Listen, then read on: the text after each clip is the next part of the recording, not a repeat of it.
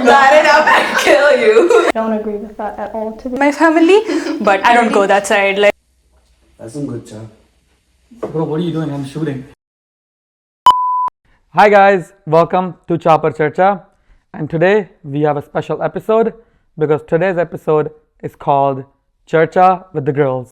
hi, my name's Isha Tailor. I am a master's of physical therapy student at the U of A and a dancer and choreographer at Anantha Dance Academy.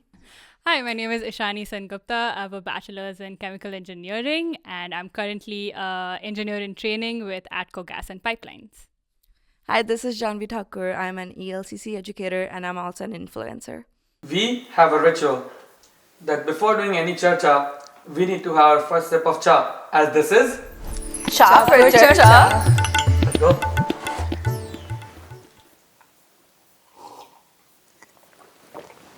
You guys like the cha? Oh yeah, it's pretty good. Who made it? Production team. Yeah, bro. Can I hold it? Yeah, you can hold it. Okay. So one question that I want to ask all of you is that how would you describe your current phase of life? We're going to start with Isha. Okay. So my current phase of life, I'm thinking of it kind of like a cycle. So, you know, like the butterfly cycle with the metamorphosis. So I feel like I'm in my butterfly phase now, if that makes sense. What so, metamorphosis? Metamorphosis. You don't know what metamorphosis is? I don't know. Yeah, Oh my like gosh, you. okay, so it starts with an egg, turns into a caterpillar, Mhm. turns into a cocoon, and then turns into a butterfly. Oh, I know that. I didn't know what it's called. Yeah, it's called metamorphosis. Okay. Yeah. So I feel like I'm in my butterfly phase. The reason is I feel like I finally broken out of like my shy phase, and I'm going for a lot of opportunities that I was scared to go for before. So I feel like, yeah, at this point in my life, I think my wings are free and I'm just kind of doing what I love to do at this point. And so I'm not like restricted at all. So yeah, butterfly. Pretty cool. Janvi, what were you? So mine is pretty opposite of the butterfly yeah. phase, of course. As an immigrant, it's really hard to, go with what you want to do because you're very restricted again. But I really want to get out of this phase very soon, which I will eventually. But it's going to take time. So I'm just having some patience with me right now. Okay. Maybe I'll get to it. Yeah. Oh, yeah. I mean, I will make it sure. This time will also pass. trust. Yeah. Ishani? I'm in my young, dumb and broke phase. I'm in that chaotic part of life where I'm making very dumb decisions with the money I'm making. But I also blame that on being young and wanting to have fun because this is the only time I get. So, yeah. But I think it's like more like adult money, like you just want to spend it Yeah, whenever you can. all Especially the being a time. girl, it's hard. So, Ishani, as you know that you're working in corporate sector right now, being in a field like engineering, was there ever a moment you felt like you had to prove yourself more than the others? Yeah, I think throughout engineering, I felt like I had to prove myself like all of the time. My family has like very smart and successful engineers, so I always had to live up to their expectations. And other than that, like engineering is a very male-dominated field. I know that the ratio has been changing for a while and I'm proud to be a part of that, but very often I find myself in a meeting room with just male engineers, and that makes me kind of sad sometimes, but it also puts that pressure on me that I have to prove myself in front of these very smart and very experienced people. But at the end of the day, I know that I've earned my place at the table and, I've gotten my degree, I have a job now, so I guess now I feel that I need to prove myself a little less, but sometimes that feeling comes back up. Yeah. So everyone in your family is an engineer?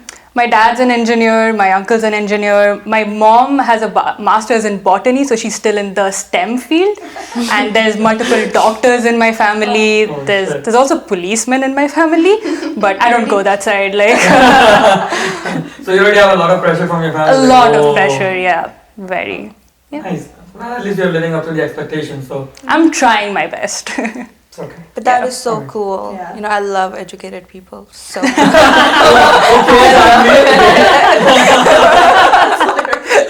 Yeah, because it makes you a different person. Like, I feel like it's not only a degree, but more like you are learning a lot through it. Yeah, it's just every day, not a yeah. degree. Yeah, that's very cool. Okay. So you don't like uneducated people? I didn't say that. That's what you're saying. Sure. Was there ever a point where you doubted your path because it's not considered traditional? Because you're a choreographer, so it's not very traditional field as coming from a brown family. Yeah, totally. Right, so. Yeah, you said it. Like, it's not traditional coming from a brown family to be a dancer. I feel like dancing is very much looked at like a wedding performance or like the Diwali performance or something, and not really like a career. Honestly, I had the same mindset for a long time. I was like, I did my bachelor's of science. I was like, I'll do something healthcare related and do this on the side. Like, this is my side gig. I'm doing a master's of physio right now alongside dancing. So I always was like, I have to get my education first. And I think my parents like really rooted that into me. But they never told me like, you can't do this because you aren't allowed to. I just kind of was like, I think I need to do something in case it doesn't work out. And so by God's grace, it is working out well, so that's good. But yeah, I feel like, being a dancer is not like a traditional path or career. Honestly, I call myself like a student and a dancer. Like, I don't just go by dancer still, so I'm still kind of working through that. But I guess like an example of like where it didn't really seem as traditional, but it worked out in the end. We had a big like Gujarati cultural festival that just happened 2 years back. And I'm born here. I don't speak that much Gujarati. My like closest ties to back home is going to Navratri at Expo Center. You know, like I haven't gone back in like years. And so I went to my mom and I was like, you know, I've participated in this competition before as like a dancer. I want to choreograph it. And she just looked at me and she was like, you don't know Gujarati. What do you know about Indian culture? Like, you were born here. Yeah. Like, I feel like somebody more qualified in that field should be choreographing, right? And I don't know, in my heart, like, she's my biggest supporter. So whenever she tells me anything, I know it comes from like a place of like protection and like support, not like she's like trying to put me down. And so I was like, you know what? Yeah, let me think about it. And I was like, no, wait, like, I think I can do my research. Like, there's nothing stopping me. I'm like, I've been part of this. Like, I'm Gujarati. I know what I'm talking about. Yeah. Like, I tell people I'm Gujarati. So I'm like, why should I be scared just because I was born here to not do something? And then, like, with the support of, like, the 24 dancers we taught, like, I choreographed with one of my, like, closest friends, and I met all my close friends in this competition. So, like, it ended up working out, not, like, a traditional way, but... yeah, I just feel like you kind of find your own path, even though it's not traditional. I think the support is what's most important. Yeah, exactly. Because I mean, it's really great that your parents were like 100% in support with you, but there are some people out there that don't get the same support, right? So even though it's not considered a traditional field, it makes it really hard for them to pursue that. Totally. Right. Yeah. Just feel like you have to surround yourself with the right people too, right? Like, if family, definitely. then you come from somewhere else. So. Yeah. I mean, even if, I don't know if you have heard that saying or not, but like if you hang out with like 5 millionaires, then you'll be the 6th one. Exactly. Right, so like your surrounding matters a lot. Your net worth is your net worth. Yeah. That is so true. 100%. So as someone who creates content every single day, do you ever have to like fake it on there to be more accepted? No, I do not want to start a page. Yeah, sometimes it's like I don't want to show my whole life out there because it's just a start. Yeah. But I want to be real, so real people can find me, or who can just, like, connect with me more, like, and Yeah. What do you guys think? Like, according to me, I feel like there's a lot of people out there who show a lifestyle as an influencer that they don't really have, right? But then as soon as someone else starts being an influencer, you don't really understand that it's not how it is, right? What you saw online was not really it. Like, what do you guys think about that? I would say to get on top of thing every day, like everything posting, like on stories, and like I do feel like posting something that's aesthetic, because I don't want to be my page to look boring at the same time. I want people to find it interesting, of course, like wants that. But then again, there's the words that I put, it's always real, like what I'm feeling at that moment. The picture might not be, like, it's taken by me, Like Yeah. everything is like shooted by me and taken by me, and nothing is like. But I do ChatGPT too. Oh, that's the biggest help too. I know. ChatGPT helps everywhere. Yeah, but the words are real. Like they come from me. Like Mhm. my thoughts, my emotions, and how I think life is. Yeah, things you learn from life. Yeah, my I feel like there's a lot experiences. of stuff that goes behind the scenes too, right? Like Yeah. it's not just the one picture and the caption. It's like you But, editing it, you yeah. doing this, you doing that. Like Yeah, there's a the lot of editing stuff, part. Yeah. Oh god, like sometimes I just feel like, should I really do it? And then I'm like, oh no, I have to do it. Like it's kind of like I want to see what's gonna be the next chapter regarding this thing. Nice. Yeah. Oh, that's good. Okay, so moving on to Ishani. Can you share a moment in your journey where you felt out of place or doubted yourself if you really belonged? And in that moment, what did you do to overcome it? Yeah, so like last year after I graduated, I didn't have a job for like a really like about 7-8 months. Like feels like a less amount, but when you're within the 7-8 months, it almost feels like It's 7-8 not less, years. trust. Yeah. 7-8 months is a lot. Yeah. So like at that moment I saw like people who were starting like having their own startups, they were traveling, they were picking up new hobbies, but I was just stuck. I was barely eating properly, I wasn't sleeping properly, like all I did was just rot on my sofa.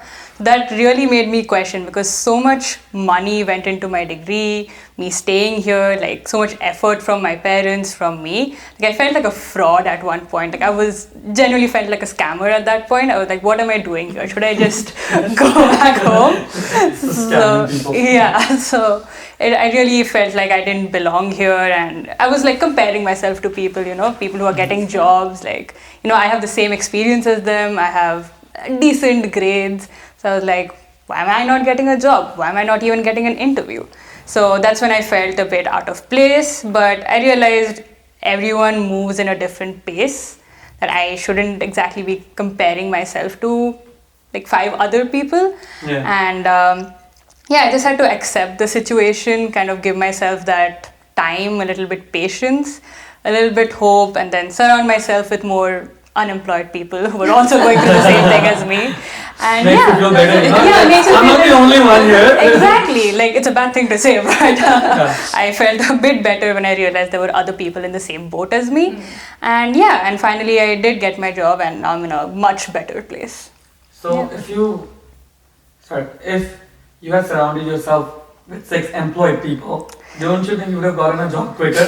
I tried that. I tried networking. Does not make sense.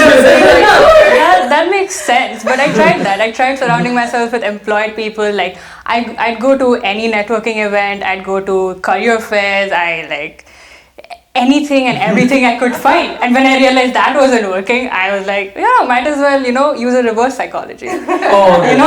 For surround myself with people who aren't working. And which turned out to be great because the people I was surrounding myself with, everyone has a job now. So I guess it works out, right? Yeah. Okay. It's a weird way, but it worked out. Oh, I feel like you weird. guys were all in the same boat. So Yeah, so it just like motivated All us to get a understood, job. yeah. Yeah. Yeah. Yeah, you got your tricks like how to apply. Yeah, how to apply or Because they all were unemployed, so like you're also applying. You know what? Sometimes when you see people sinking down, you'll just realize, oh, I don't want to be that. And then you start working on it. Something like that. Yep. That was hard.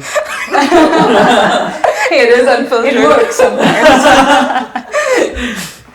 Okay, let's move on. Isha, can you remember a moment in your journey where you felt completely overlooked and not taken seriously? And how did that affect you, and what made you overcome that part? I feel like, honestly, when you ask that question, there's no like defining moment that comes to mind.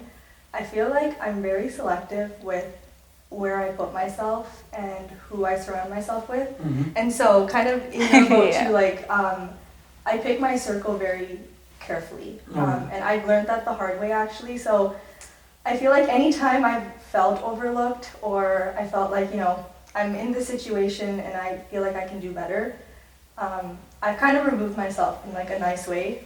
my mom said it really well. She was like, you shouldn't burn your bridge, which everyone's heard that saying, but you can close your door at the end of it. So you can still let them come to you, but it's up to you if you want to let them in or if you want to keep them outside.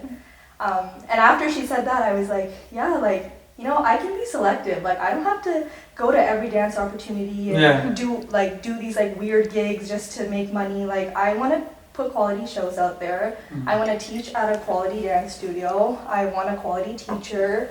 I want quality peers and people around me. And so, yeah, I've been very selective with who I've spent my time with and who I've collaborated with. And having that set vision is like, this is how I want to be a dancer rather than I just want to be a dancer. Exactly. Like, there's so many opportunities that come up, and from like big names too, that you wouldn't expect to be treating dancers this way. Really? And like, I'm not gonna name drop obviously, but it's just like, it's shocking actually. It's really shocking to see how some people at these large scales treat their dancers. And so I feel like it's a really good place to be when you can be selective about where you're putting your time in, you know? Like, I feel like that means more than just doing some random gigs. Quality over quantity. Exactly. Like, I can choose, like, no, I don't want to go on this stage. Yeah. Like, I think I'm happy where I am. Yeah. So I have pride in that, honestly. So. I mean, that's good, right? Being selective is good. Exactly, yeah. As we talked about surroundings. Yeah. You gotta be You gotta Yeah. be selective. Perfect. So moving on to Janvi. How has people's conception of feminism changed in today's society, where feminism could be used for people's own benefit and misuse the name of actual feminism value? I think people keep on changing the meaning of feminism according to their personal agendas, or I feel like every woman has their own definition, but for me specifically it's more like not equality, because I feel like women and men can never be equal, and there is a difference. I'm not saying a much difference, but there is a difference. Like, men and women are very different beings.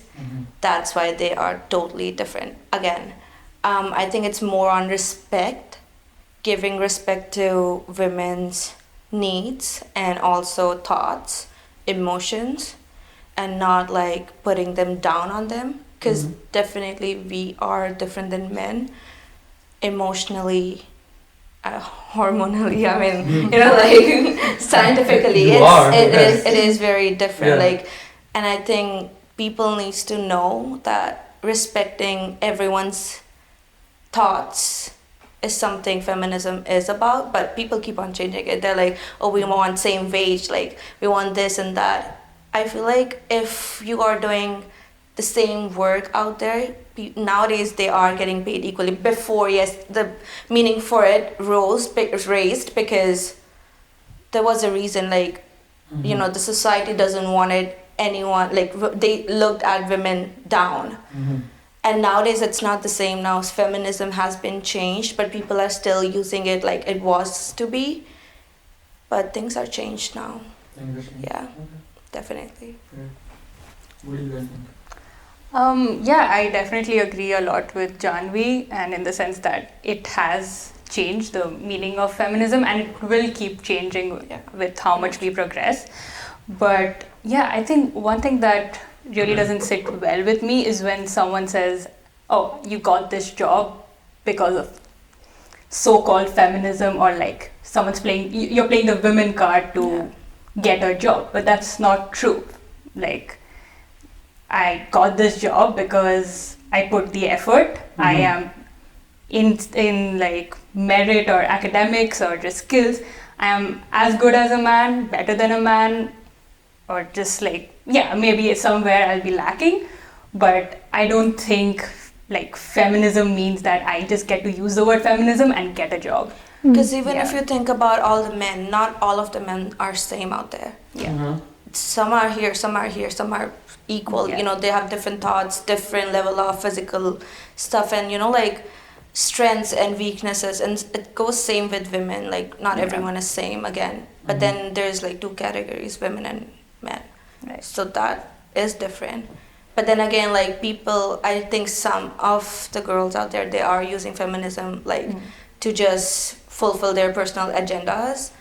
that shouldn't be, or maybe sometimes it's just misunderstood, or like, because everyone has different definition of it, they are trying to say something, but then it's like misinterpreted into a different way. But then again, like, out there are women who are like, wants feminism to grow in a good way, in a realistic way. They want the awareness to all the women out there that these things are happening, but they get shaded by other women who are just using it for their personal things. That's what I think. Okay. What about you, Isha? I agree with you when it comes to respect. Like, I feel like that's a big part of feminism, is just respecting us in the same spaces. I still feel like there's a lot of disparity, though, to be honest, especially in the corporate world, which is why I was curious to see what your thoughts were. But yeah, like, just even like being in a STEM degree, like, there are a lot of differences when it comes to like where people should be and who should be at the table and who's not at the table.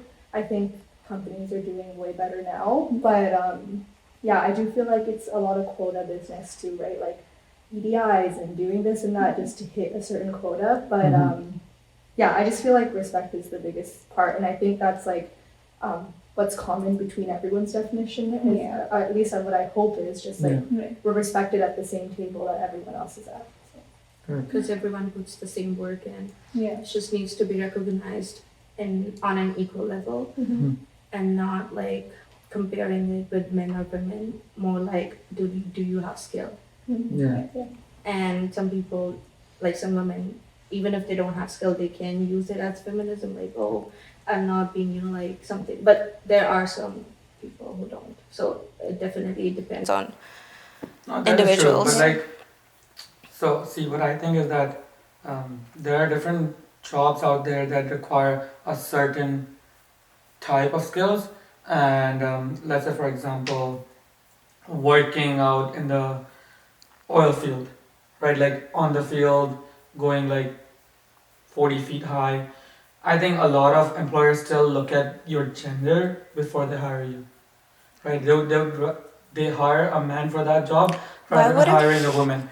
Why would a woman wants to do that job? Like, I don't get it. No, but like- I don't think so. They want to do that job. But it pays really well. Yeah. They don't want to it do pays that. I really don't want to well. do that. Yeah. It pays really good. It pays really well. Yeah, like I wanna there could be meet other women who those want to do that people. job, right? Yeah. But like, I still feel there is a gender requirement for certain jobs still out there. Definitely. If I talk about strength, there is a difference for sure. Like, our muscles are not stronger than men, and we build muscles slower than men does. Like, if you go gym and stuff, that's definitely there. It's like, it's a fact. Okay. And you can't do anything with that. Like, eventually you will, like, you do get muscles and you do get strong, but there is physical difference. Men are stronger than women. How can you fight that? I don't agree with that at all, to be honest. Emotionally, no. No, like, like the strength, like, how can I say it? If you make a woman and a man fight, like, full on, like, fight, Same build. same build, everything, they've been working out the same since, like, childhood or whatever, like, I think I have read it somewhere, it's a fact. It's not about how strong you are, right? It's Sometimes not. you could all be. No, I'm it just could talking be about the skills. strength, like the physical strength, that's all, like, just that. I think if both, like the man and the woman, have put the same effort to get till that strength, at that point, either it's it's not that the man has to win, and at the end of the day, if it's equal strength, then it just goes on skills. But if you're looking at strength, if they're at equal, then it's a 50-50 chance. So if you're working in an oil, company and stuff, it does take strength to be there, and strength. I'm just talking about strength here. That's all. Right. That's just strength. That's why I'm saying, like, if I don't know if I make sense, but that's No, what makes sense. to I me. get where you're going at, but Yeah. I feel like, feminism isn't only just about, like... It's not just Yeah. about, it's So, just that's, not like, about. one- We just started talking about it, so I was like, yeah. Fair. Yeah. Okay. Because even if you think about it, like, like hormonal imbalance and system and everything, like, women's body works different as men's body works, and there are differences. You can't do anything about it. That's just that. Oh, that's great. And I don't want to be like, honestly, I love women bodies, and I love like how women has You like been women bodies? like, don't put that in, I'm gonna kill you. Don't put that in. It's more like I love how women are, like, in a way, like they've been grown so much and they've like showed like more like what they're made of, rather than just putting them like in the house and letting them do the work. There are such like powerful women out there who are building a business, who are doing so much better than men somewhere, and that's amazing. Yeah. And I think everyone needs to recognize that. No, that is true. Recognition is definitely Yeah. needed. Yeah. And Okay. I love the way they just came out. Like, it's been a surge of women building their careers, getting out there, using their voice. And I love that. Like, it's such an amazing thing. Like, Yeah. and you can use that for yourself too. You can be like, oh, I want to be like her. I can do that too if she can do it. Like, it's an inspiration. No, 100%. I agree with that. Okay, so there's a question that I want to ask all of you. Shifting the gears a little. Do you think overthinking is a weakness or a sign of awareness? Whenever you are. Take your time. Thank you guys for watching this part 1 of Charcha with the girls. There's a lot of Charcha that is still left, and that is going to come out in 2 weeks from today in the second part of Charcha with the girls. Until then, make sure you like, comment, and subscribe to the channel so you can stay tuned. Until then, Jai Shri Krishna.